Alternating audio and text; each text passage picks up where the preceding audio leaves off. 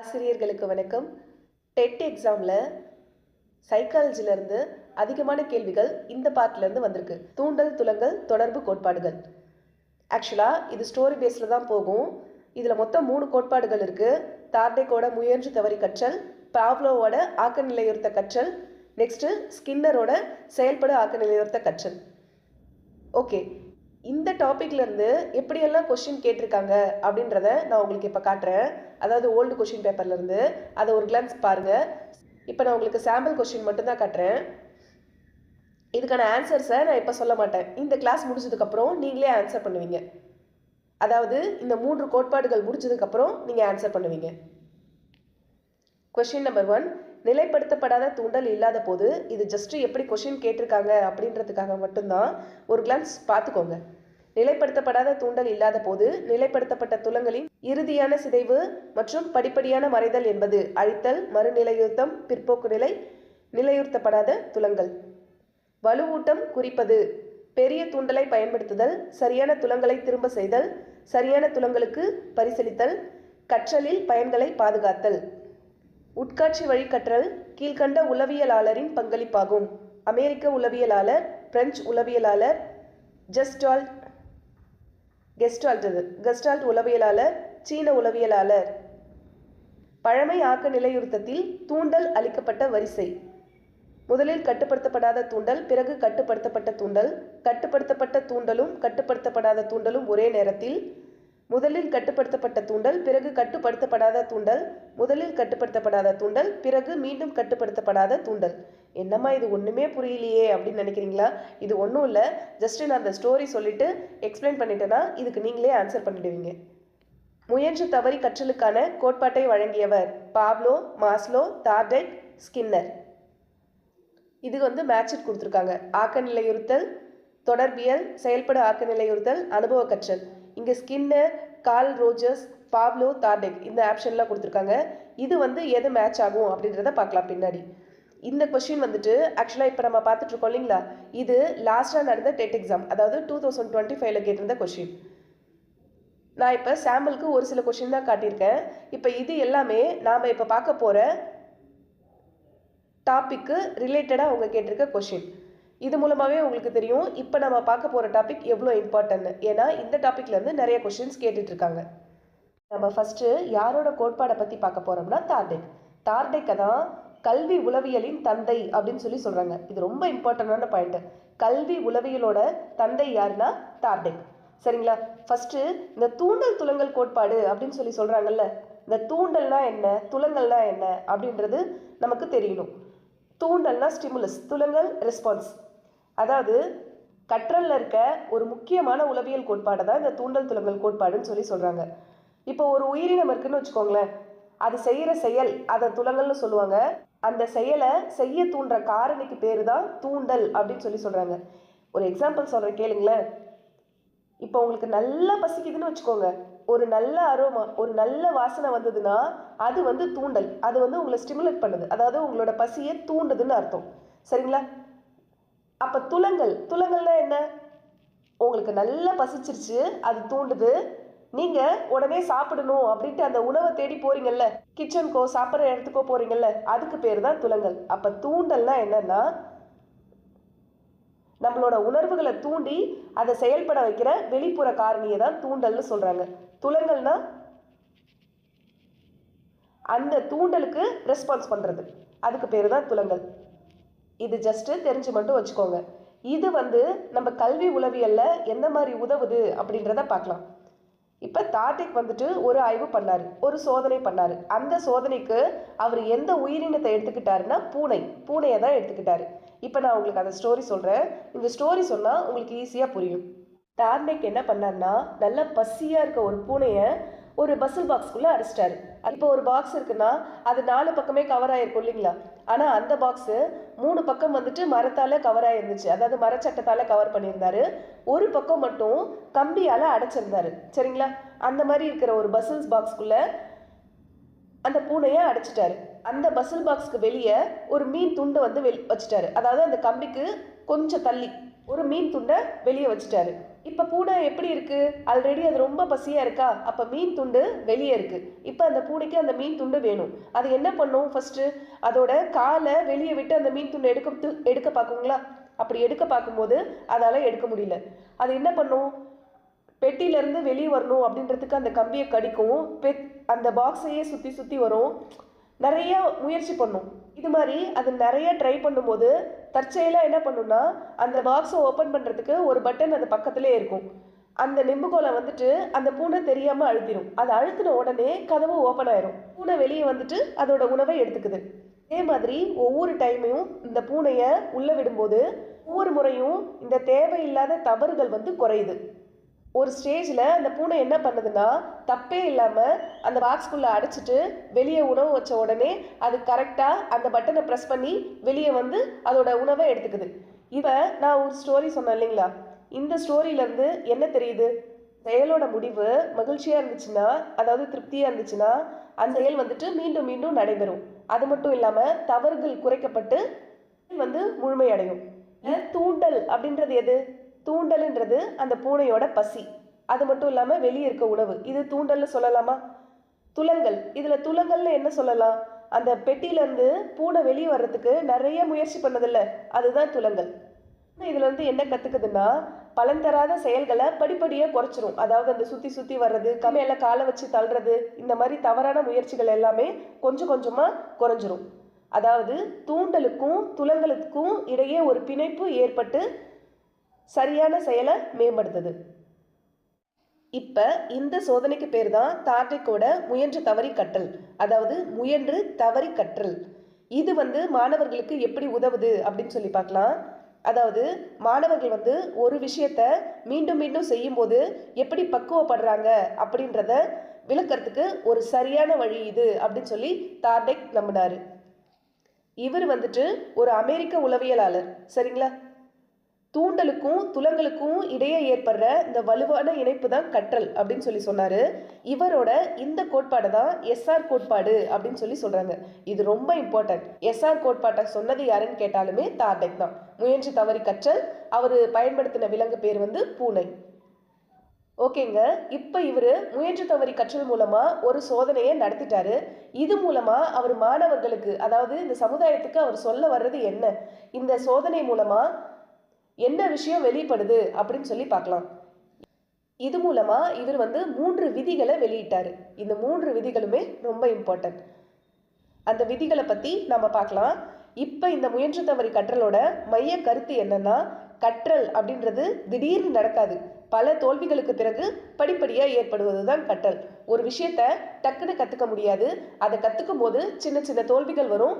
அதெல்லாம் முடிஞ்சதுக்கு அப்புறம் தான் அதற்கான ரிசல்ட்டு நல்லபடியாக கிடைக்கும். இப்போ ஒரு சைக்கிள் நம்ம ஓட்டணுனாலும் டக்குன்னு எடுத்த உடனே எல்லாரும் ஓட்ட மாட்டாங்க. ஆனால் அதுவே நம்ம படிப்படியாக தவறுகள் குறையும் போது, நல்லா ப்ராக்டிஸ் பண்ணும்போது தவறுகள் குறைஞ்சதுன்னா ஈஸியாக சைக்கிள் ஓட்டலாம் இல்லைங்களா? அதே கான்செப்ட் தான் இங்கேயும். இப்போ இவர் சொன்ன 3 விதி அது ரொம்ப இம்பார்ட்டன்ட். ஆயத்த விதி, விளைவு விதி, பயிற்சி விதி. ஃபஸ்ட்டு ஆயத்த விதி. ஆயத்த விதினா என்னென்னா, இப்போ ஒரு செயல் செய்யணும்னா அதை கற்றுக்கிறவங்க உடல் ரீதியாகவும் மன ரீதியாகவும் தயாராக இருக்கணும். இப்போ பூனை பசியில் இருந்தால் மட்டும்தானே முயற்சி பண்ணும். பூனைக்கு பசிக்கவே இல்லைன்னா முயற்சி பண்ணுமா? முயற்சி பண்ணாது. அதே தான். அப்போ மாணவர்களுக்கு கற்க வேண்டும் அப்படின்ற ஆர்வம் இருக்கணும். இல்லைன்னா நாம் அவங்களுக்கு அந்த மனநிலையை கொண்டு வரணும். அதுக்காக தான் ஸ்டார்டிங்கில் அந்த லெசனை பற்றி இன்ட்ரோ நம்ம கொடுக்குறோம். இந்த லெசன் எவ்வளோ முக்கியமானது அப்படின்னு சொல்லி சொல்கிறதெல்லாம் இந்த ஆயத்த விதியின் கீழே தான் வரும். தேர்வு எழுதணும் அப்படின்ற ஆர்வம் இருந்தால் தானே பாடம் புரியும். அப்போ இந்த ஆயத்த விதியை ஸ்டூடெண்ட்ஸ்க்கு நம்ம எப்படி யூஸ் பண்ணுவோன்னா, ஒரு லெசன் டீச் பண்ணுறதுக்கு முன்னாடி அந்த லெசனை பற்றின ஃபுல் எக்ஸ்ப்ளனேஷன், அது எவ்வளோ இம்பார்ட்டன்ட், நம்ம எதை பற்றி பார்க்க போகிறோம் அப்படின்ற இன்ட்ரோ கொடுக்கறது, இது எல்லாமே ஆயத்த விதியின் கீழே வரும். நெக்ஸ்ட்டு பயிற்சி விதி. பயிற்சி விதி என்னென்னா, ஒரு செயலை மீண்டும் மீண்டும் செய்யும்போது கற்றல் நல்ல வலிமை பெறும். பயிற்சி இல்லைன்னா கற்றல் பலவீனமாகும். ஒரு முறை கற்றுக்கிட்ட விஷயத்த மீண்டும் மீண்டும் படிக்கும்போது அது மூளையில் அந்த தகவல் ஆழமாக பதியும். எக்ஸாம்பிளாக சொல்லணுன்னா, மேக்ஸ் ஃபார்முலா, சயின்ஸில் இந்த சோதனைகள், இது எல்லாமே மாணவர்கள் தாங்களே செஞ்சு பார்க்கும்போது அது மறக்காது. ஆனால் நீண்ட காலம் அந்த பாடத்தை பயிற்சி செய்யலைன்னா அந்த தகவல் வந்து மெல்ல மெல்ல மறைஞ்சிரும். அப்போ ஒரு விஷயத்த தொடர்ந்து செஞ்சுக்கிட்டே இருக்கும்போது, பயிற்சி செஞ்சுட்டே இருக்கும்போது அந்த விஷயம் வந்து நீண்ட நாள் ஞாபகத்தில் இருக்கும். அந்த தகவலும் மூளையில் ஆழமாக பதியும். இதை தான் பயிற்சி விதி அப்படின்னு சொல்கிறாங்க. நெக்ஸ்ட், விளைவு விதி. ஒரு செயலால் மகிழ்ச்சி கிடைத்தால் அதை மீண்டும் செய்வோம், வருத்தம் கிடைத்தால் தவிர்ப்போம். அப்படின்னா என்னன்னா, பாராட்டு, வெகுமதி இது எல்லாமே விளைவு விதியில் சொல்லலாம். ஒரு ஸ்டூடெண்ட் வந்து கரெக்டாக ஆன்சர் பண்ணாக்க டீச்சர் என்ன பண்ணுவோம், நம்ம சூப்பர்டா, வெரி குட் அப்படின்னு சொல்லி நம்ம பாராட்டுறோமா. அது மட்டும் இல்லாமல் சின்ன சின்ன பரிசு வழங்குறது, இது எல்லாமே அவங்கள மேலும் நல்லா படிக்கணும் அப்படின்னு சொல்லிட்டு அவங்களுக்கு படிக்கிறதுக்கு தூண்டும். இதே சமயம் ஒரு டஃப்பான ஒரு மேக்ஸ் செம்ம ஒரு ஸ்டூடெண்ட் வந்து சொல்யூஷன் கொண்டு வந்துட்டாங்க அப்படின்னா அந்த வெற்றின்ற உணர்வு அடுத்த மேக்ஸும் நல்லா பண்ணணும், அதாவது அடுத்த சம்மும் நல்லா பண்ணணும் அப்படின்ற ஒரு ஊக்கத்தை அவங்களுக்கு கொடுக்கும்.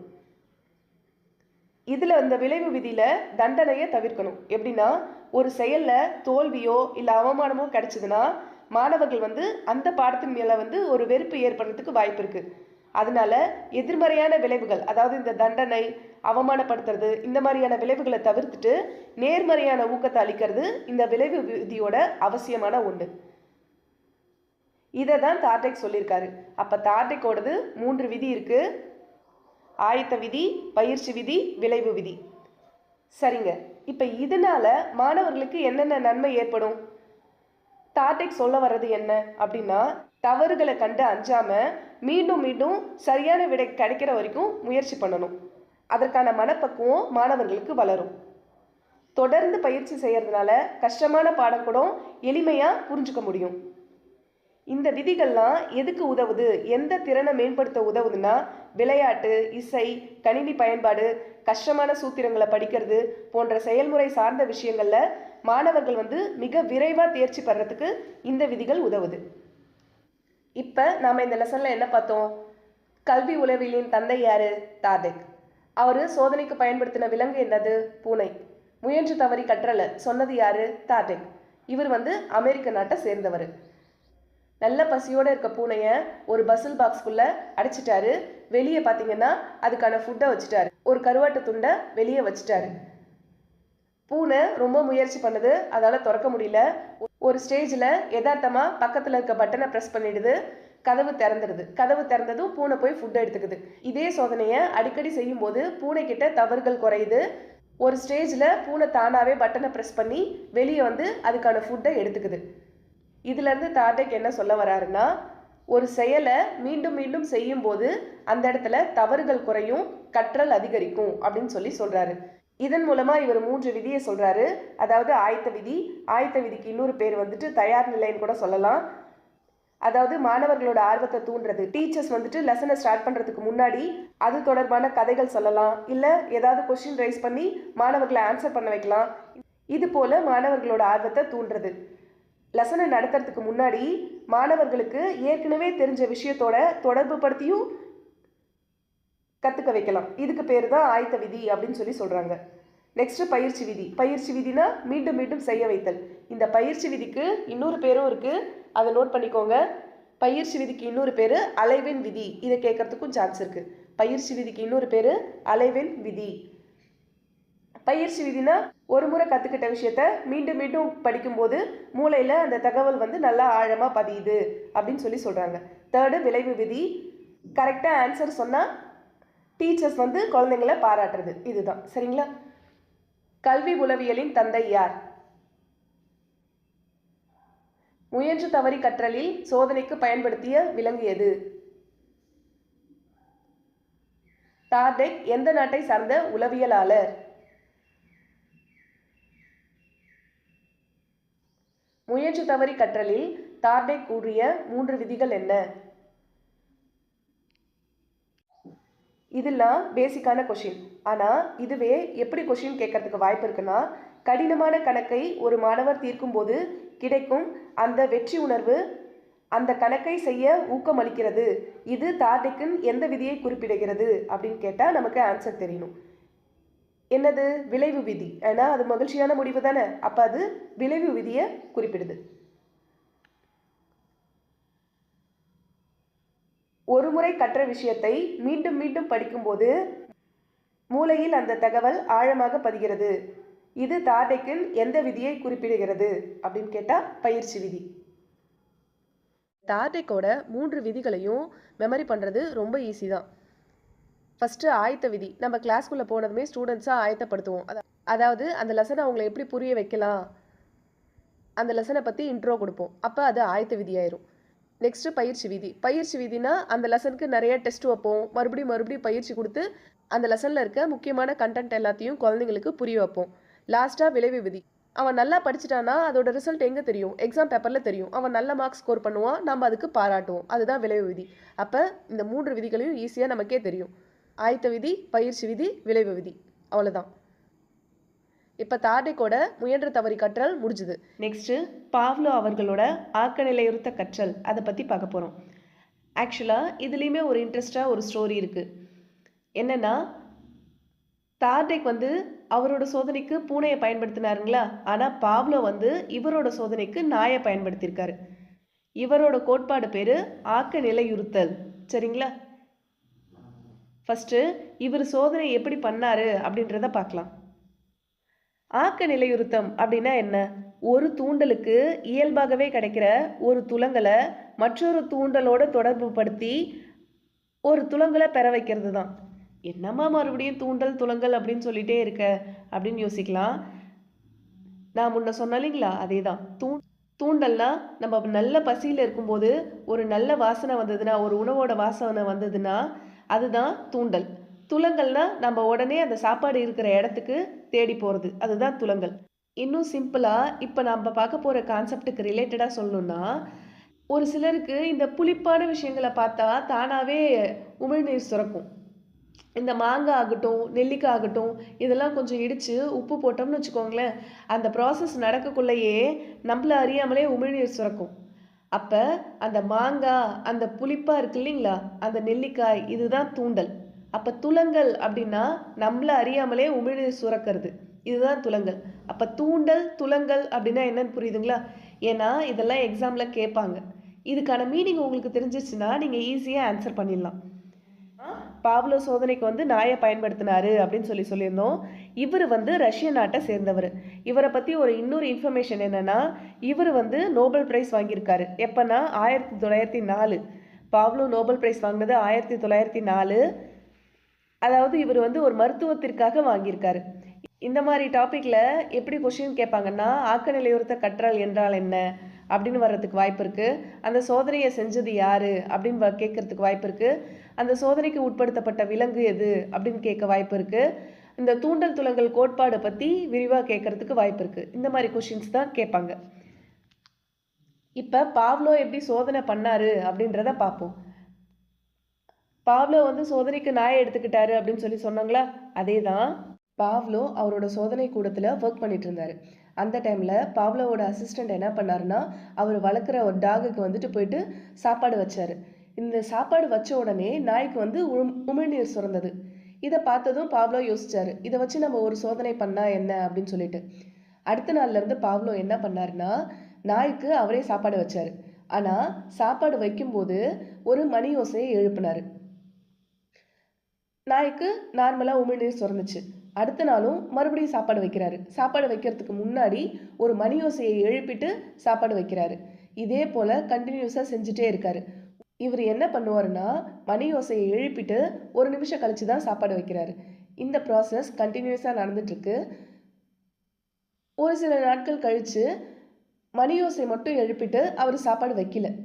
அப்போ அந்த நாய்க்கு என்ன தோணும், இந்த பெல்லு அடித்ததுக்கப்புறம் தானே நமக்கு சாப்பாடு வைக்கிறாங்க, அப்படின்னா இந்த பெல்லு அடிச்சிருச்சுன்னா சாப்பாடு வரப்போகுது அப்படின்னு அது தெரிஞ்சுக்கிட்டு ஆட்டோமேட்டிக்காக தானாகவே அதுக்கு உமிழ்நீர் சுரக்க ஆரம்பிச்சிருது. இதில் நாம் தெரிஞ்சுக்க வேண்டியது என்னென்னா, தூண்டல்னா உணவு பார்த்த உடனே நாய்க்கு என்ன துலங்கல் வருது, உமிழ்நீர் சுரக்கிறது. அது கூட இன்னொரு தூண்டலையும் இணைக்கிறாங்க. இன்னொரு தூண்டல்ன்றது என்னது, மணி ஓசை. அப்போ உணவு கூட இன்னொரு தூண்டல், எக்ஸ்ட்ரா ஒரு தூண்டல், ஒரு மணி ஓசையை கொடுக்கும்போது அதுக்கான துலங்கல் உமிழ்நீர் சுரக்கிறது. இதே ப்ராசஸ் நடந்துகிட்டே இருக்குது. ஒரு ஸ்டேஜில் என்ன பண்ணிட்டாங்க, ஃபஸ்ட்டு தூண்டலை கட் பண்ணிட்டாங்க. அதாவது உணவை கட் பண்ணிவிட்டு மணி ஓசையை மட்டும் எழுப்புறாங்க. அந்த தூண்டலை மட்டும் கொடுக்கும்போது நாய்க்கு உமிழ்நீர் சுரக்குது. புரியுதுங்களா? அதை தான் இங்கே நமக்கு கான்செப்டாக கொடுத்துருக்காங்க. இங்கே பாருங்க, ஒரு தூண்டலுக்கு இயல்பாகவே கிடைக்கும் துலங்களை மற்றொரு புதிய தூண்டலோடு தொடர்பு படுத்தி அதே துலங்களை பெற வைப்பதே ஆக்க நிலையுறுத்தம். சரிங்களா? இதை மட்டும் கொஞ்சம் நல்லா பார்த்துக்கோங்க. ஒரு தூண்டலுக்கு, ஒரு தூண்டல்னா இங்கே வந்து உணவு. சரிங்களா? ஒரு தூண்டலுக்கு இயல்பாகவே கிடைக்கும் துலங்களை, இங்கே துலங்கள்னா என்னது? அந்த உமிழ்நீர் சுரக்கிறது. சரிங்களா? உமிழ்நீர் சுரக்கிறது. மற்றொரு புதிய தூண்டலை, மற்றொரு புதிய தூண்டல்ன்றது இங்கே வந்துட்டு மணி அடிக்கிறது. தொடர்பு படுத்தி அதே துலங்களை பெற வைப்பதே ஆக்க நிலையுறுத்தம். இப்போ ஆக்க நிலையுறுத்தம்னா என்னன்னு புரியுதுங்களா? இதுதான் கான்செப்ட். இதை தான் நமக்கு எக்ஸாமில் டைரெக்டாக எப்படி கேட்பாங்க, ஒரு தூண்டலுக்கு இயல்பாகவே கிடைக்கும் துலங்களை மற்றொரு புதிய தூண்டலோடு தொடர்பு படுத்தி அதே துலங்களை பெற வைப்பதே டேஷ் அப்படின்னு கேட்டு முயன்று தவறி கற்றல், ஆக்க நிலையுறுத்தம், சிக்கல் மைய கோட்பாடு, பொதுமைப்படுத்துதல் கோட்பாடு இப்படின்னு சொல்லிட்டு நமக்கு ஆப்ஷனில் கொடுப்பாங்க. அப்போ இந்த தியரிக்கான மீனிங் தெரிஞ்சிச்சுன்னா நீங்கள் ஈஸியாக ஆன்சர் பண்ணிடுவீங்க. இப்போ இது புரியுதுங்களா? உணவு ப்ளஸ் மணி இந்த ரெண்டு தூண்டலை கொடுக்கும்போது துலங்கள் என்ன வருது? உமிழ்நீர் சுரத்தல் அப்படின்னு சொல்லிட்டு துலங்கள் வருது. ஓகேங்க. இப்போ இந்த சோதனைக்கும் கற்றலுக்கும் என்ன தொடர்பு இருக்கு அப்படின்னு நீங்கள் யோசிக்கலாம். இருக்கு. என்னன்னா, இதை வந்து கற்றலில் எப்படி மையப்படுத்துறாங்கன்னா, இது வந்து நம்மளோட நடைமுறை வாழ்க்கையிலேயே சாத்தியமாக இருக்குது. எப்படின்னா, இப்போ நம்ம தூங்கி எழறதுலேருந்து குழந்தைங்க ஸ்கூல் போகிறாங்கல்ல, அது நெக்ஸ்ட்டு நம்ம டிராஃபிக் ரூல்ஸை ஃபாலோ பண்ணுறது, இது எல்லாத்துலேயுமே அந்த மணி யோசை அப்படின்றது கண்டிப்பாக இருக்கும். இப்போ மார்னிங் வந்துட்டு அலாரம் வச்சுட்டு தான் நம்ம எழுந்திருப்போம். அப்போ அலாரம் சவுண்டு கேட்டால் அது ஒரு தூண்டல். துலங்கள் என்ன வருது? நம்ம அந்த நேரத்தில் எழுந்திரிச்சிடணும், எழுந்துட்டு நம்மளோட ஒர்க்கை பார்க்க ஆரம்பிக்கணும் அப்படின்னு சொல்லிட்டு நம்ம எழும்புறோம்ல, அதுதான் துலங்கள். இதை தான் ஸ்கூல் குழந்தைங்களுக்கு இம்ப்ளிமெண்ட் பண்ணாங்க. எப்படின்னா, இப்போ குழந்தைங்க ஸ்கூலுக்குள்ளே வந்துட்டு பிரேக் டைம் விட்டாங்கன்னா குழந்தைங்க பார்த்தீங்கன்னா கிரவுண்டில் அப்படியே சுற்றிட்டே இருப்பாங்க. ஆனால் அந்த மணி யோசை அது கேட்டுச்சுன்னா ஃபஸ்ட்டு எல்கேஜி குழந்தைங்களாம் என்ன பண்ணுவாங்க? பெல் அடித்தா கிளாஸ்க்கு போகணும் அப்படின்றது அவங்களுக்கு தெரியாது.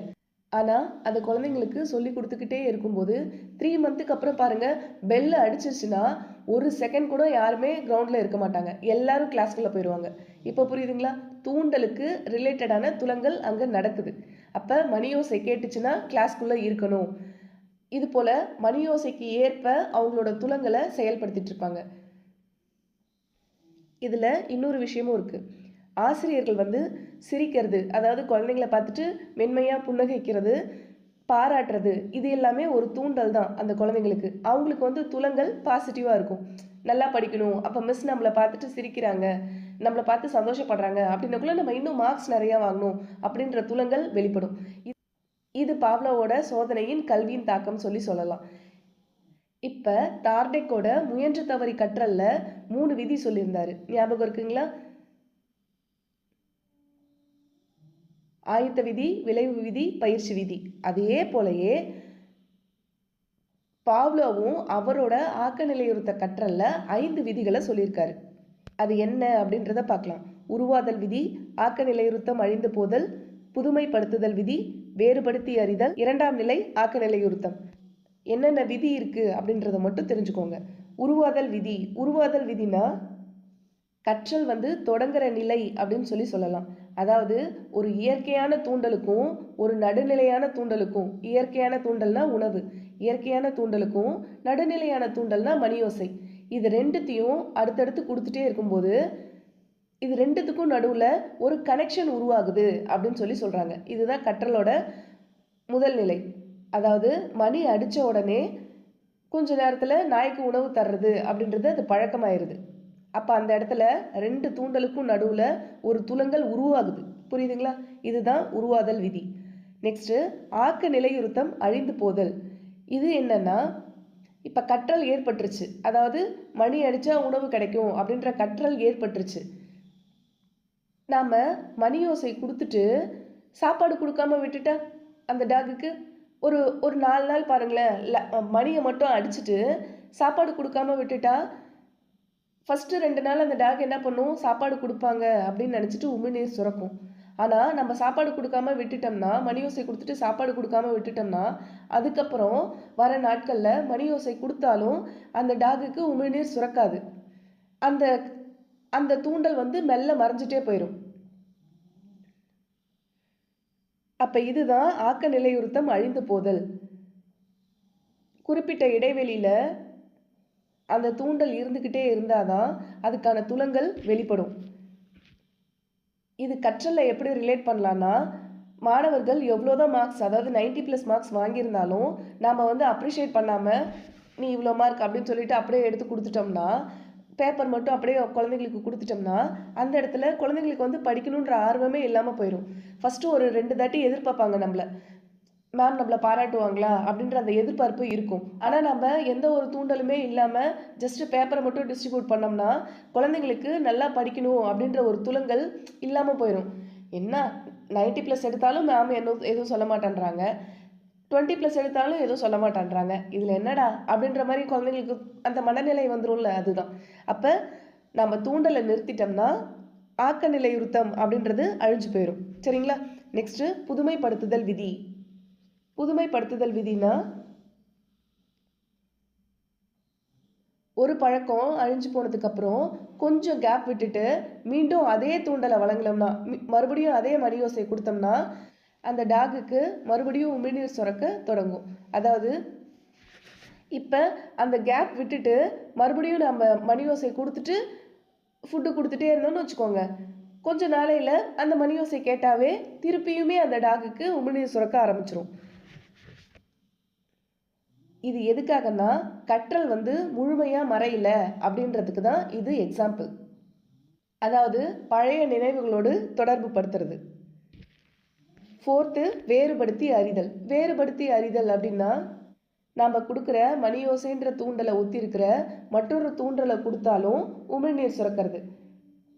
அதாவது பாவ்லோ யூஸ் பண்ணார் இல்லைங்களா மணி சத்தம், அதே மாதிரியே அதுக்கு ரிலேட்டடாக வேற ஒரு மணி சத்தம் கேட்டால் கூட அந்த நாய்க்கு வந்து உமிழ்நீர் சுரக்கும். ஆனால் அதே மாதிரியான மணி சத்தம் வேற ஒன்று கேட்டுச்சுன்னா நாய்க்கு உமிழ்நீர் சுரக்கும். அதுதான் வேறுபடுத்தி அறிதல். ஒரு மணியோசைக்கும் இன்னொரு மணியோசையையும் வேறுபடுத்தி அறிதல். நெக்ஸ்ட் 2ஆம் நிலை ஆக்க நிலையுறுத்தம். 2ஆம் நிலை ஆக்க நிலையுறுத்தம்னா, மணியோசை கேட்டால் மட்டும்தான் உணவு வரப்போகுது அப்படின்னு சொல்லிட்டு டாகுக்கு உமிழ்நீர் சுரக்கும். நம்ம கையை தட்டினாலோ இல்லை நம்ம கை தட்டி ஒழி எழுப்பினாலோ இல்லை ஒரு டேபிளை தட்டினாலோ இல்லை வேறு சில ஓசைகளை ஏற்படுத்தினாலோ அந்த நாய்க்கு வந்துட்டு உமிழ்நீர் சுரக்காது. அப்போ அது வந்து சரியான தூண்டலை மட்டும் அடையாளம் காண்றது. இதுக்கு பேர் தான் 2ஆம் நிலை ஆக்க நிலையுறுத்தம் அப்படின்னு சொல்கிறாங்க. அப்போ 5 விதி. உருவாதல் விதினா, தூண்டலுக்கு நடுவில் ஒரு தொடர்பு உருவாகிறது. மறைதல், ஆக்க நிலையுறுத்தம் அழிஞ்சு போகிறது அப்படின்னா வலுவூட்டம், அதாவது அந்த உணவு இல்லாதப்ப அந்த பழக்கத்தையே கைவிடுறது. நெக்ஸ்ட்டு புதுமைப்படுத்துதல் விதினா, மறைஞ்ச பழக்கம் திடீரென மீண்டும் வெளிப்படுறது. அதாவது கொஞ்ச நாள் இடைவெளி விட்டு மறுபடியும் நம்ம மணியோசை கொடுத்து உணவு கொடுத்தா பழைய ஆக்க நிலையுறுத்தம் மீண்டும் வெளிப்படுறது. பொதுமைப்படுத்துதல், ஒரே மாதிரியான இருக்க தூண்டல்களுக்கு எதிர்வினை கொடுக்கறது. வேறுபடுத்துதல், ஒலிகளோட டிஃப்ரென்ஸ் தெரிஞ்சு சரியான தூண்டலை மட்டும் பிரித்து அறியறது. இந்த 5 விதியை தான் பாவ்லோ ஃபாலோ பண்ணாரு. இப்போ பாவ்லோவோட கோட்பாட்டை மையப்படுத்தி ஓல்டு கொஷின் பேப்பரில் எப்படி கொஷின்ஸ் கேட்டிருக்காங்க அப்படின்றத பார்க்கலாம். நிலைப்படுத்தப்படாத தூண்டல் இல்லாத போது நிலைப்படுத்தப்பட்ட துலங்களின் இறுதியான சிதைவு மற்றும் படிப்படியான மறைதல் என்பது டேஷ் அப்படின்னு சொல்லி கேட்டிருக்காங்க. அதாவது இதை கொஞ்சம் யோசிச்சு பாருங்களேன். இது பாவ்லோவோட சோதனைக்கு உதாரணமாக தான் இது கொடுத்துருக்காங்க. நாய்க்கு உணவு கொடுக்கும்போது உமிழ்நீர் சுரக்கும். உணவோடு சேர்த்து மணியோசை கொடுத்தா ஒரு கட்டத்தில் அந்த சத்தத்தை கேட்டாவே உமிழ்நீர் சுரக்கும். இது வந்து நிலைப்படுத்தப்பட்ட தூண்டல். ஆனால் தொடர்ந்து மணியை மட்டும் கொடுத்துட்டு உணவு கொடுக்காம இருந்துட்டா நாளடைவில் சத்தத்துக்கு உமிழ்நீர் சுரக்கிறது நின்றுடும். அப்போ இதுக்கு பேர் என்னது? அழிதல். அது வந்து மறைஞ்சு போகுது அப்படின்னு நம்ம சொல்லுவோமா? அப்போ நிலைப்படுத்தப்படாத தூண்டல் இல்லாத போது, அதாவது மணி அடிச்சும் உணவு கொடுக்காத போது நிலைப்படுத்தப்பட்ட துலங்களின் இறுதி சிதைவு, அதாவது நிலைப்படுத்தப்பட்ட துலங்கள்லாம் என்ன? உமிழ்நீர் சுரக்கிறது. அது வந்து படிப்படியாக மறைஞ்சு போயிடும். அதுக்கு பேர் என்ன? அழிதல். இதை தானே நம்ம பார்த்துருப்போம். இங்கே பாருங்கள், பாவ்லோவோட 2வது விதி ஆக்க நிலையுறுத்தம் அழிந்து போதல், அதை தான் இங்கே கொடுத்துருக்காங்க. அப்போ அந்த தூண்டல் துலங்கள் அப்படின்றத மட்டும் உங்களுக்கு கரெக்டாக தெரிஞ்சிருச்சுன்னா எப்படி கொஷின் கேட்டாலும் உங்களால் ஆன்சர் பண்ண முடியும். அப்போ அந்த கொஷினுக்கு ஆன்சர் அழிதல். நெக்ஸ்ட் ஓல்டு கொஷின் பார்க்கலாம். பழமை ஆக்க நிலையுறுத்தலில் தூண்டல்கள் அளிக்கப்படும் வரிசை அப்படின்னு சொல்லி கேட்டிருக்காங்க. இதுக்கு ஆன்சர் என்னன்னா ஆப்ஷன் சி, அதாவது முதலில் கட்டுப்படுத்தப்பட்ட தூண்டல், பிறகு கட்டுப்படுத்தப்படாத தூண்டல். இது பாவ்லோவோடது தான். அந்த சோதனையை யோசனை பண்ணி பாருங்க. ஃபர்ஸ்ட் நாய்க்கு உமிழ்நீர் சுரக்க வைக்கிற முறை தான். கட்டுப்படுத்தப்பட்ட தூண்டல் அப்படின்னா மணி சத்தம் கேட்டால் இயற்கையாகவே உமிழ்நீர் தூண்டாது. உணவை பார்த்தாதான் இயற்கையாகவே உமிழ்நீர் சுரக்கும். அப்போ கட்டுப்படுத்தப்பட்ட தூண்டல்னா மணி சத்தம். இது இயற்கையாக உமிழ்நீரை தூண்டாது. கட்டுப்படுத்தப்படாத தூண்டல்னா உணவு. இதை பார்த்த உடனே உமிழ்நீர் சுரக்கும். சரிங்களா? டிஃப்ரென்ஸ் புரியுதா? கட்டுப்படுத்தப்பட்ட தூண்டல்னா மணி சத்தம் கேட்ட உடனே நாய்க்கு உமிழ்நீர் சுரக்குமா? ஸ்டார்டிங்கில் சுரக்காது. கட்டுப்படுத்தப்படாத தூண்டல் அப்படின்னா அதை உணவை பார்த்த உடனே நாய்க்கு உமிழ்நீர் சுரக்க ஆரம்பிச்சிடும். அப்போ பழமை ஆக்க நிலையுறுத்தலோட வரிசை என்ன? மணி சத்தம் கேட்டால் அதுக்கு உமிழ்நீர் சுரக்கலை, உணவு வச்சதுக்கப்புறம் தான் சுரந்தது. அதை அப்படியே ஃபாலோ பண்ணக்குள்ள தானே மணி சத்தம் கேட்டதுமே உமிழ்நீர் சுரந்தது. அப்போ இதுக்கு ஆன்சர் முதலில் கட்டுப்படுத்தப்பட்ட தூண்டல், பிறகு கட்டுப்படுத்தப்படாத தூண்டல். சரிங்களா? நெக்ஸ்ட் பார்க்கலாம். இது நம்ம பார்த்த லாஸ்ட் கிளாஸோட கொஷின், ஓல்டு கொஷின் தான். முயன்று தவறி கட்டலுக்கான கோட்பாட்டை வழங்கியவர். இது உங்களுக்கு ஈஸியாக தெரிஞ்சிடும். தார்டெக். இது டைரக்ட் கொஷின். Option C. இந்த விதிகள் எல்லாம் ஃபஸ்ட்டு டைம் கேட்கக்குள்ளதாங்க உங்களுக்கு ஒரு மாதிரி இருக்கும். பட் இதை ஒரு 2 டைம்ஸ் கேட்டிங்கன்னா இதுலேருந்து எப்படி கொஸ்டின் ட்விஸ்ட் பண்ணி கேட்டாலும் உங்களால் ஈஸியாக ஆன்சர் பண்ண முடியும். சரிங்களா? இப்போ பாவ்லோ பற்றி பார்த்தோம்னா இவரோடது ஆக்க நிலையுறுத்த கோட்பாடு அப்படின்னு சொல்லி சொல்லுவாங்க. தூண்டலுக்கும் துலங்கலுக்கும் இடையே இருக்கிற தொடர்பை இவர் விளக்குனவர். இவர் ரஷ்ய நாட்டை சேர்ந்தவர். இவர் சோதனைக்கு பயன்படுத்திய விலங்கு நாய். உளவியல் துறையிலேயே முதல்ல நோபல் பிரைஸ் வாங்கினது யாருன்னா பாவ்லோ தான். 1904 நோபல் பிரைஸு வாங்கியிருக்காரு. இவரோட கோட்பாடை அடிப்படையாக வச்சு 5 விதிகளை உருவாக்கியிருக்காங்க. உருவாதல் விதி, ஆக்க நிலையுறுத்தம் அழிந்து போதல், புதுமைப்படுத்துதல் விதி, வேறுபாடு அறிதல், 2ஆம் நிலை ஆக்க நிலையுறுத்தம். இந்த 5 விதிகளை சொல்லியிருக்காங்க. சரிங்களா? இப்போ தார்டெக் முடிச்சிட்டோம், பாவ்லோ முடிச்சிட்டோம். அடுத்தது ஸ்கின்னர் இருக்கார். அவருமே ரொம்ப இன்ட்ரெஸ்டாக தான் இருப்பார். ஸ்கின்னரோடது செயல்பட ஆக்க நிலையுறுத்த கற்றல் அப்படின்னு சொல்லி சொல்கிறாங்க. இவர் அமெரிக்காவை சேர்ந்தவர். இவரோட தியரி என்னன்னா, ஒரு செயலை செஞ்சதுக்கு அப்புறமா கிடைக்கிற விளைவு, அதாவது ரிசல்ட் கிடைக்குது இல்லைங்களா, அதை பொறுத்து தான் அந்த செயலை திருப்பி செய்யலாமா வேணாமா அப்படின்னு சொல்லிட்டு ஒரு உயிரி கத்துக்குது அப்படின்றது தான் இவர் சொன்னது.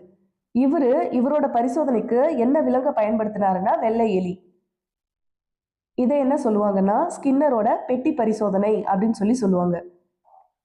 ஸ்கின்னர் என்ன பண்ணாருன்னா ஒரு வெள்ளை எலியை எடுத்துட்டு ஒரு பாக்ஸ்ல வச்சு அடைச்சிட்டாரு. தார்டெக்கும் அதே தான் பண்ணாரு. தார்டெக் என்ன பண்ணாரு? பூனையை வச்சு அடைச்சிட்டாரு. தூரமா கருவாட்டு துண்டை வச்சுட்டாரு. ஆனா இவர் என்ன பண்ணாருன்னா ஒரு வெள்ளை எலியை பாக்ஸ்குள்ள அடைச்சிட்டாரு. அடைச்சிட்டு அந்த பாக்ஸ்குள்ளாரையே ஒரு லீவர் இருக்கும், அதாவது நெம்புகோல் அப்படின்னு சொல்லுவாங்க இல்லைங்களா, அது இருக்கும். அந்த பாக்ஸ்க்கு மேல ஒரு சாப்பாடு வச்சுட்டாரு. அந்த எலிக்கு உண்டான ஃபுட்டை வச்சுட்டாரு. இந்த எலி அந்த பாக்ஸ்குள்ளேயே சுத்தி சுத்தி வருது. யதார்த்தமா அந்த பாக்ஸ் மேல, அதாவது அந்த லீவர், அந்த நெம்புகோல் மேல பட்ட உடனே உணவு தானாவே உள்ள விழுந்துருது. அந்த எலி சாப்பிட்ருது. இதே போல நிகழ்வுகள் அடிக்கடி தொடர்ந்து நடந்துகிட்டே இருக்கு. இதுல தவறுகள் குறைஞ்சு எலி நெம்புகோலை பிரஸ் பண்ண உடனே உணவு துண்டு உள்ள விழுந்துருது. இதுல என்ன ஒரு கற்றல் விளைவு கிடைக்குதுன்னா, உணவு கிடைச்ச மகிழ்ச்சியில எலி கரெக்டா மீண்டும் மீண்டும் அந்த நெம்புகோலை அழுத்துறது எப்படி அப்படின்னு சொல்லி கத்துக்குது. சரிங்களா? உங்களுக்கு இப்ப தோணலாம், என்னது இது தார்டெக்கோடதும் ஸ்கின்னரோடதும் ஒரே மாதிரி இருக்கே, அங்க பூனை, இங்க எலி, இவ்வளவுதானே டிஃப்ரெண்ட் அப்படின்னு சொல்லி தோணலாம். ஆனா அங்க அவர் எப்படி பண்ணாருன்னா, தார்டெக் அவரோட சோதனையில கருவாட்டு துண்டை வெளியே வச்சுட்டாரு. இது பட்டனை பிரஸ் பண்ண உடனே இது பூனை வெளியே அந்த கருவாட்டு துண்டை எடுத்துக்குது. ஆனா இவங்களுக்கு எப்படின்னா, இவங்க அந்த நெம்புகோல், அந்த லிவரை பிரஸ் பண்ண உடனே உணவு துண்டு உள்ளேயே விழுந்துருது. இதுக்கப்புறம் இவர் இன்னொரு சோதனை செஞ்சாரு. என்னன்னா, அந்த பாக்ஸ்குள்ளேயே ஒரு சின்னதா, ஒரு மைல்டா ஒரு கரண்ட் ஷாக்கு கொடுத்தாரு. அந்த கரண்ட் ஷாக் கொடுத்ததும் அந்த எலி ரொம்ப வேகமா ஓட ஆரம்பிச்சுது. அந்த பாக்ஸ்குள்ளேயே நல்லா ஓட ஆரம்பிச்சுது. அப்ப யதார்த்தமா அந்த லிவரை பிரஸ் பண்ணதும் அந்த கரண்ட் ஷாக் ஸ்டாப் ஆயிடுச்சு. அப்ப அந்த எலி கத்துக்குது. அப்போ அது ஒரு எதிர்மறையான தூண்டல் தானே. அப்ப அந்த இடத்துல மறுபடியும் கரண்ட் ஷாக் வந்ததுன்னா அதை பிரஸ் பண்ணா கரண்ட் ஷாக் நின்றுடும் அப்படின்றத அந்த எலி கத்துக்குது. அப்போ ஒவ்வொரு டைம் மைல்டா கரண்ட் ஷாக் கொடுக்கக்குள்ளலாம் அந்த எலி டைரக்டா போயிட்டு அதை ப்ரெஸ் பண்ணி அதை நிறுத்திடுது. இதுதான் இவரோட சோதனை. இந்த சோதனையில 4 முடிவுகளை இவர் சொல்லியிருக்காரு. கார்டெக் 3 சொன்னாரு, பாவ்லோ 5 சொன்னாரு, இப்ப ஸ்கின்னர் 4 விஷயங்கள் சொல்லியிருக்காரு. அந்த 4 கூறுகள் என்னன்னா நேர்மறை வலுவூட்டல், எதிர்மறை வலுவூட்டல், நேர்மறை தண்டனை, எதிர்மறை தண்டனை, இப்படின்னு சொல்லிட்டு 4 கான்செப்டை சொல்லியிருக்காரு. ஃபர்ஸ்ட் நேர்மறை வலுவூட்டல்னா என்ன அப்படின்றது தெரிஞ்சுக்கலாம். இப்ப ஒருத்தவங்க ஒரு செயலை செஞ்சு முடிச்ச உடனே பரிசு இல்ல பாராட்டு வழங்குறது, இது நேர்மறை வலுவூட்டல். இப்ப எலி கரெக்டா அந்த அந்த நெம்புகோலை டச் பண்ண உடனே ஃபுட்டு உள்ள விழுந்துருது இல்லைங்களா? அப்ப இதே மாதிரி தான் ஒரு ஸ்டூடெண்ட் வீட்டு பாடம் முடிச்சுட்டா அவங்களுக்கு மிட்டாய் தர்றது, மறுபடியும் அவங்க கரெக்டா அந்த ஹோம்ஒர்க்கை செய்யணும், நல்லா படிக்கணும் அப்படின்ற தூண்டலை, அதாவது வலுவூட்டலை அவங்களுக்கு கொடுக்குது. இதுவே எதிர்மறை வலுவூட்டல் அப்படின்னா என்னன்னா விரும்பத்தகாத சூழ்நிலையில இருந்து தப்பிக்கிறதுக்கு ஒரு செயலை செய்யறது. நமக்கு பிடிக்கவே பிடிக்காத ஒரு என்விரான்மெண்ட்ல இருந்து நம்மளை நம்ம பாதுகாக்கிறது. இப்ப வெயில் அதிகமா இருந்துச்சுன்னா டக்குன்னு நம்ம என்ன பண்ணுவோம், ஒரு குடை எடுத்துப்போமா? அதேதான். இப்ப அந்த எலிக்கு கரண்ட் ஷாக் கொடுத்த உடனே அது அந்த பாக்ஸையே சுத்தி சுத்தி வருது. அதை எப்படி ஸ்டாப் பண்றதுன்னு தெரியாம நெம்புகோலை டச் பண்ணதும் அந்த இடத்துல கரண்ட் ஷாக் ஸ்டாப் ஆயிடுச்சு. அப்ப இதை டச் பண்ணா நம்ம அந்த தண்டனையில இருந்து, அதாவது நமக்கு விரும்பத்தகாத சூழ்நிலையில இருந்து தப்பிச்சுக்கலாம் அப்படின்னு கத்துக்கிறது. இது மாணவர்களுக்கு எப்படின்னா, இதுல இந்த எதிர்மறை வலுவூட்டல் மாணவர்களுக்கு எப்படின்னா, இப்ப கிளாஸ்ல பக்கத்து கிளாஸ் ரொம்ப ஓவரா கத்திட்டே இருக்காங்கன்னு வச்சுக்கோங்க. நம்ம என்ன சொல்லுவோம், உங்க ஸ்டாஃப் இல்லைன்னா நீங்க அமைதியா இருந்தீங்கன்னா நெக்ஸ்ட் பீரியட் பிடிக்கு விடுவேன், நீங்க விளையாடுறதுக்கு விடுவேன் அப்படின்னு சொல்லி நம்ம ஒரு ஆர்டர் போடுவோமா? அதேதான். அப்ப அந்த டைம்ல குழந்தைங்க என்ன பண்ணுவாங்க, நம்ம அமைதியா இருந்தா கண்டிப்பா நம்மள விளையாட விடுவாங்க அப்படின்னு சொல்லிட்டு அதுக்கப்புறம் ஓரளவு சைலண்ட் ஆக ஆரம்பிச்சிருவாங்க. எங்க மேம் சைலண்ட் ஆகுறாங்க அப்படின்றீங்களா? இதுக்கு பேர் தான் எதிர்மறை வலுவூட்டல்.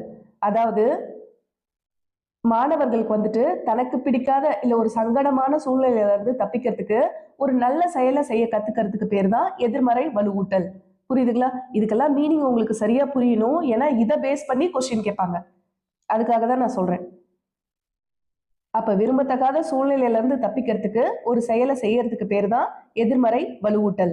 நெக்ஸ்ட் நேர்மறை தண்டனை. நேர்மறை தண்டனைனா ஒரு தவறான செயலை மறுபடியும் செய்யாம இருக்கிறதுக்கு வழங்கப்படுற எதிர்விளைவு. அதாவது இன்னைக்கு கிளாஸ் டெஸ்ட் இருக்குன்னு வச்சுக்கோங்க. கிளாஸ் டெஸ்ட்டுக்கு ஒழுங்கா படிச்சுட்டு வரலன்னா நாம என்ன பண்ணுவோம், நீல் டவுன் போட வைப்போமா? ஒரு 10 மினிட்ஸ் 20 மினிட்ஸ் அந்த மாதிரி நீல் டவுன் போட வைப்போமா? அதுக்கு பேரு தண்டனை. அது நேர்மறை தண்டனை. அப்ப படிக்கலைன்னா கண்டிப்பா பனிஷ்மெண்ட் இருக்கும் அப்படின்ட்டு நல்லா படிக்கிற குழந்தைங்க அந்த தண்டனையை தவிர்க்கிறதுக்காக அடுத்த நாள்ல இருந்து ஒழுங்கா படிச்சுட்டு வந்துருவாங்க. அப்ப இதுக்கு பேரு நேர்மறை தண்டனை. இப்ப எதிர்மறை தண்டனை அப்படின்னா வலுவூட்டல், அதாவது பரிசு வழங்காவிட்டால் அந்த பழக்கம் மெல்ல மெல்ல மறைஞ்சிரும் அப்படின்னு சொல்லி சொல்றாங்க. இதே இதைதான் நம்ம முன்னாடி பாவ்லோவ்லயும் பார்த்திருந்திருப்போம். அதாவது ஃபீட்பேக். ஒரு நல்ல விஷயங்கள் அவங்க செஞ்சிருக்காங்க, பசங்க நல்லா படிச்சிருக்காங்க, ஒழுக்கமா இருக்காங்க அப்படின்னா அந்த இடத்துல அப்ரிசியேஷன் கண்டிப்பா வேணும். பாராட்டுறதோ, பரிசு கொடுக்கறதோ, தட்டி கொடுக்கறதோ, ஊக்கப்படுத்துறதோ, இந்த மாதிரி ஒரு வலுவூட்டல் கண்டிப்பா வேணும். அந்த இடத்துல வலுவூட்டல் இல்லை அப்படின்னா அந்த பழக்கம், அதாவது அந்த குழந்தைங்களுக்கு நம்ம என்ன பண்ணாலும் நம்மளை கண்டுக்க மாட்டேன்றாங்களே அப்படின்ற ஒரு தாட் அந்த பழக்கம் மெல்ல மெல்ல மறைஞ்சிரும். இதுக்கு பேரு எதிர்மறை தண்டனை. புரியுதுங்களா? இதுவுமே தண்டனையில தான் சேரும். இதுக்கு பேரு தான் எதிர்மறை தண்டனை. அப்ப ஸ்கின்னர் 4 விஷயங்கள் சொல்லியிருக்காரு. அது 4 என்னன்னா நேர்மறை வலுவூட்டல், எதிர்மறை வலுவூட்டல், நேர்மறை தண்டனை, எதிர்மறை தண்டனை. சரிங்களா? இப்ப ஸ்கின்னரை பத்தி சொல்லணும்னா இவரோட சோதனை செயல்பட ஆக்க நிலையுறுத்த கற்றல். இவர் அமெரிக்க உளவியலாளர். இவரு சோதனைக்கு பயன்படுத்தினது வெள்ளை எலி. வெள்ளை எலிக்கு அந்த ஸ்டோரி உங்களுக்கு தெரியும். பாக்ஸ்குள்ள எலியை விட்டுட்டு அந்த நெம்புகோலை பிரஸ் பண்ணதும் ஃபுட்டு விடுற மாதிரி வச்சாரு. அப்புறம் கரண்ட் ஷாக் கொடுக்குற அந்த மூமெண்ட்க்கு நெக்ஸ்ட் போனாரு. இது மூலமா அவர் 4 வகையான கான்செப்டை வெளியிட்டாரு. அது நேர்மறை வலுவூட்டல், எதிர்மறை வலுவூட்டல், நேர்மறை தண்டனை, எதிர்மறை தண்டனை. இதோட ஸ்கின்னர்து முடியுது. இப்ப நான் சொல்ல போற விஷயத்த கொஞ்சம் நல்லா கவனிங்க. நாம 3 தியரி பார்த்தோம். இந்த 3 தியரியுமே தூண்டல் துலங்கல் கோட்பாடுகள்ல வரும். ஃபர்ஸ்ட் தார்டெக்கோடது பார்த்தோம். தார்டெக்கோடதும் ஒரு தூண்டல் இருந்துச்சுன்னா அதுக்கான துலங்கல் இருக்கும் அப்படின்னு சொல்லி பார்த்தோம். அந்த பூனை கருவாடு, அதாவது பூனையோட பசி தூண்டல், கருவாடு தான் துலங்கல் அப்படின்னு பார்த்தோம். நெக்ஸ்ட் பாவ்லோவோட ஆக்க நிலையுறுத்த கற்றல் பார்த்தோம். அங்கேயுமே பார்த்தீங்கன்னா ஒரு நாய் இருக்கு, அந்த நாய்க்கு உணவு தான் தூண்டல், அதுக்கு வர்ற உமிழ்நீர் துலங்கல்னு பார்த்தோம். அதுக்கப்புறம் மணியோசையை கொடுத்து அது ஒரு தூண்டலா கொடுத்தாங்க. அப்ப உணவு பிளஸ் மணியோசை ரெண்டும் சேரும்போது துலங்கல் வந்து உமிழ்நீர் வருது.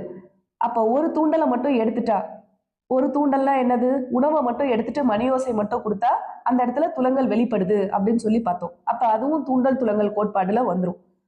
அதுக்கு அடுத்தது ஸ்கின்னரோடது பார்த்தோம். ஸ்கின்னரோடது செயல்படு ஆக்க நிலையுறுத்தல்.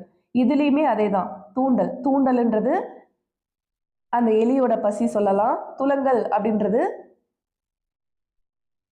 அதுக்கான உணவு பிளஸ் அதே டைம் அது வந்து நேர்மறை. இதே எதிர்மறையிலன்னு பார்த்தா அந்த கரண்ட் ஷாக் கொடுக்கறது அது தூண்டல், துலங்கல் அப்படின்றது அது கரெக்டா அந்த நெம்புகோலை பிரஸ் பண்ணி ஸ்டாப் பண்றது அது துலங்கல். அப்ப இதுமே தூண்டல் துலங்கல் கோட்பாடு. இப்ப நான் இன்னொரு விஷயம் சொல்ல போறேன், இது ரொம்ப முக்கியமானது, இதையும் கொஞ்சம் கவனிங்க. நாம பார்த்த மூணுமே தூண்டல் துலங்கல் கோட்பாடுகள். இதுக்கு அப்புறம் இதெல்லாம் தாண்டி இன்னொரு சோதனை ஒண்ணு இருக்கு. அது வந்து உட்காட்சி வழி கற்றல் அப்படின்னு சொல்லி சொல்லுவாங்க. சரிங்களா? உட்காட்சி வழி கற்றல் இது வந்து சிக்கலை தீக்கிறது. இதுக்கு வந்து தூண்டலும் தேவையில்ல, துலங்கலும் தேவை கிடையாது. அதாவது உள் ஒளி தோன்றது. திடீர்னு ஒரு பிரச்சனைக்கு டக்குன்னு நம்ம மனசுக்குள்ள ஒரு ஐடியா கிடைக்கும்ல, அதுதான் உட்காட்சி வழி கற்றல். அதாவது நம்ம மனசுக்குள்ள இருந்து ஒரு கற்றல் வெளிவருது, திடீர்னு சிக்கலுக்கு தீர்வு காண்றது. இதுக்கு பேரு உட்காட்சி வழி கற்றல். இது சொல்லுவாங்கல்ல யுரேகா மூமெண்ட்.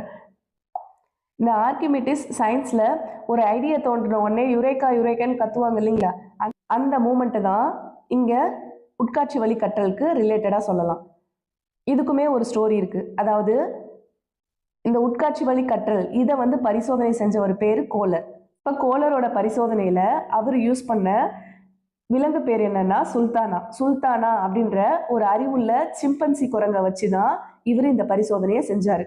ஒரு அறையில மேல பாத்தீங்கன்னா ஒரு வாழைப்பழத்தை கட்டி தொங்க விட்டுருக்காங்க. சரிங்களா? ஒரு ரூம்ல மேல வாழைப்பழத்தை கட்டி தொங்க விட்டுருக்காங்க. சிம்பன்சி வந்து என்ன பண்ணுதுன்னா ஃபர்ஸ்ட் கையை நீட்டி அதை பறிக்க முயற்சி பண்ணுது, அதால பறிக்கவே முடியல. அப்புறமா குதிச்சு குதிச்சு பாக்குது, அப்பயும் அந்த குரங்கால அதை வந்து பறிக்க முடியல. நிறைய முயற்சி பண்ணுது, என்ன பண்ணியுமே அந்த வாழைப்பழத்தை அதால எடுக்க முடியல. கொஞ்ச நேரத்துல அது டயர்ட் ஆயிட்டு உட்காந்து யோசிக்க ஆரம்பிச்சிருச்சு. கொஞ்ச நேரத்துல திடீர்னு அதுக்கு வந்துட்டு ஒரு யோசனை வருது. என்னன்னா அந்த ரூம்ல வந்துட்டு குட்டி குட்டி பாக்ஸஸ் எல்லாம் நிறைய இருக்கு. பாக்ஸஸ், மூங்கில் குச்சி இந்த மாதிரி எல்லாம் நிறைய இருக்கு. இந்த பெட்டி எல்லாத்தையும் ஒண்ணு மேல ஒண்ணு வந்து அடுக்கி அது மேல ஏறி நின்று அது வந்து வாழைப்பழத்தை பறிக்கிறதுக்கு பார்த்துச்சு. அப்ப அது ஹைட் அதிகமாச்ச வழிய வாழைப்பழத்தை பறிக்க முடியல. உடனே அது ரெண்டு மூங்கில் குச்சியை இணைச்சு அந்த வாழைப்பழத்தை எட்டி பறிக்க பார்த்துச்சு. உடனே வாழைப்பழம் வந்து கரெக்டா அதோட ஹைட்டுக்கு சரியா இருக்கும், வாழைப்பழம் அதுக்கு கிடைச்சிருச்சு. இங்க வந்து சிம்பன்சி வந்து மறுபடியும் அது கத்துக்கல, தவறு செஞ்சு கத்துக்க கிடையாது. சூழ்நிலைய முழுமையா புரிஞ்சுக்கிட்டு திடீர்னு ஒரு தீர்வை கண்டுபிடிக்குது. அப்ப தூண்டல் துலங்கல் கோட்பாடுல உட்காட்சி வழி கற்றல் வராது. அதுக்காக தான் நான் இது சொல்ல வரேன். சரிங்களா? தூண்டல் துலங்கல் கோட்பாடு வேற, அதுக்கு 3 பேர் சோதனை செஞ்சிருந்தாங்க. இந்த உட்காட்சி வழி கற்றல் வேற, அதாவது திடீரென நம்மளோட மனசுக்குள்ள உன்னொளி தோன்றது, அதுக்கு பேர் தான் உட்காட்சி வழி கற்றல் அப்படின்னு சொல்லி சொல்றாங்க. இதுக்கு முக்கியமான சில பண்புகள் இருக்கு அப்படின்னு சொல்லியிருக்காங்க. என்னன்னா திடீர் தீர்வு. இந்த வந்து கற்றல் வந்து பொறுமையா நடக்காம, எப்படி மற்ற விலங்குகள்லாம் பொறுமையா தவறு செஞ்சு செஞ்சு ஒரு ஃபைனலா ஒரு தீர்வு கண்டுபிடிச்சதுங்களோ அந்த மாதிரி இல்லாம இதுல வந்து திடீர்னு நடக்கும், திடீர்னு உள்வொலி தோன்றும். ஒரு பிரச்சனைய சிறு சிறு பகுதிகளா பிரிச்சு பார்க்காம முழுமையா புரிஞ்சுக்கிறது, அதாவது கெஸ்டால்ட் தியரின்னு சொல்லுவாங்க. இந்த வேர்டு ரொம்ப முக்கியம். இது ஒரு பிரச்சனைய தனித்தனியா பிரிச்சு பார்க்காம முழுமையா புரிஞ்சுக்கிறது, இதுக்கு பேரு தான் கெஸ்டால்ட் தியரி அப்படின்னு சொல்றாங்க. இப்படி திடீர்னு கத்துக்கிட்ட தீர்வு வந்து நீண்ட காலத்துக்கு நினைவுல இருக்கும், டக்குன்னு மறக்காது. எந்த ப்ராப்ளம் வந்தாலும் அதுக்கு வந்து சொல்யூஷன் உள்நொலி தோன்றது மூலமா கிடைக்கிறதுக்கு நிறைய வாய்ப்புகளும் இருக்கு. ஒரு முறை பிரச்சனையை தீர்த்துட்டா அதே மாதிரி பிரச்சனை வேற ஒண்ணு வந்துச்சுன்னா இந்த தீர்வையை பயன்படுத்தவும் முடியும். இப்போ எப்படி வாழைப்பழம் பறிக்கிறதுக்கு அது இந்த ட்ரிக்கை யூஸ் பண்ணுச்சோ, இதே மாதிரி வேற ஒரு ப்ராப்ளம் வந்ததுனாலோ இல்ல வேற ஏதாவது திங்ஸ் எடுக்கலாலோ அந்த இடத்துலயுமே அதுக்கு இதே தீர்வையை அது பயன்படுத்தும். இது மாணவர்களுக்கு உதாரணமா எப்படி சொல்லலாம்னா, இப்போ ஸ்டூடெண்ட்ஸ் வந்து மேக்ஸ்ல ஒரு ப்ராப்ளம் சால்வ் பண்ணணும் அப்படின்னு முயற்சி பண்றாங்க. ரொம்ப நேரமா ஆன்சர் கிடைக்கல. ஆனா திடீர்னு இந்த ஃபார்முலாவை நம்ம கொஞ்சம் மாத்தி போட்டு பார்த்தோம்னா, அதாவது இப்போ 6 கேன்சல் இப்போ 6 டேபிள்ல கேன்சல் பண்ணணும் அப்படின்றது அவங்களுக்கு வரலன்னா 2 into 3 அப்படி போட்டு பார்த்தா வருமா? அதாவது ஒரு எக்ஸாம்பிளுக்கு தான் சொல்றேன். இந்த மாதிரி ஃபார்முலாவை ஏதாவது மாத்தி போட்டு பார்த்தா ஆன்சர் கிடைக்குமா அப்படின்னு சொல்லிட்டு டக்குன்னு அவங்களுக்கு தோணும். இந்த மாதிரி தோன்றதுக்கு பேர் தான் உட்காட்சி வழி கற்றல். புரியுதுங்களா? இப்போ நாம் பார்த்த டாபிக்ல இருந்து ஓல்டு கொஷின் பேப்பர் எப்படி கேட்டிருக்காங்க, அதாவது ஓல்டு கொஷின் பேப்பரில் எப்படி கொஷின்ஸ் கேட்டிருக்காங்க அப்படின்றத இப்போ பார்க்கலாம். வலுவூட்டம் குறிப்பிடுவது: பெரிய தூண்டலை பயன்படுத்துதல், சரியாக துலங்களை திரும்ப செய்தல், சரியான துலங்களுக்கு பரிசளித்தல், கற்றலில் பலன்களை பாதுகாத்தல். இதுக்கு பார்த்தீங்கன்னா சரியான ஆன்சர் எதுனா சரியான துலங்களுக்கு பரிசளித்தல். வலுவூட்டம்னா என்ன? நம்ம இப்போ இந்த ஸ்கின்னரோடதுல தானே பார்த்தோம். அதாவது ஒரு குறிப்பிட்ட நடத்தைய இல்லை செயலை மறுபடியும் செய்ய தூண்டுற காரணி, அதுதான்.